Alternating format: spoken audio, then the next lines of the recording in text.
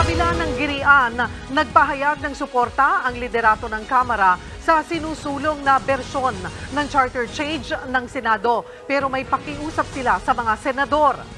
At live mula sa Batasang Pambansa, nasa frontline ng balitang yan, si Elaine Fulgencio. Elaine, anong latest dyan? Cheryl, umapila ang liderato ng Kamara sa Senado na bilisan na ang pag-amyenda ng economic provisions ng saligang batas.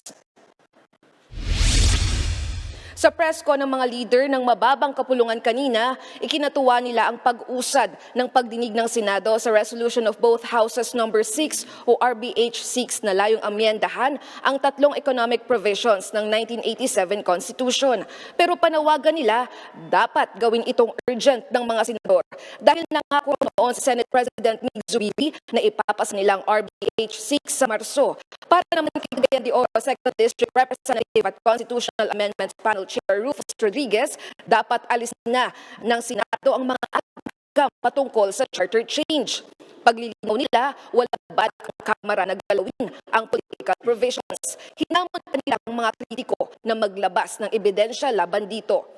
Tinabla rin ni Rodriguez ang paratang ni dating Pangulong Duterte na may nagpaplano magkaroon ng Prime Minister sa bansa gamit ang People's Initiative dahil imposible raw mabago ang sistema ng gobyerno sa pamamagitan ng PI. Sa kabila naman ng paggulong ng RBH 6, iginiit ni Albay Representative Joey Salceda sa panayam sa kapihan sa Manila Bay na dapat matuloy ang People's Initiative. Kung siya raw kasi ang tatanungin, mas mainam itong paraan ng Chacha dahil nakukulangan siya sa economic provisions na gustong baguhin ng Senado. There's no other way. We need to go through this. Parang mag-asawa, kailangan paminsan-minsan the only way to resolve your differential in expectations is to go to some form of constructive or creative tension. So the House has seen that going directly to the people is the only way to go. If they approve the economic amendments to the Constitution, there will be no more basis for the People's Initiative.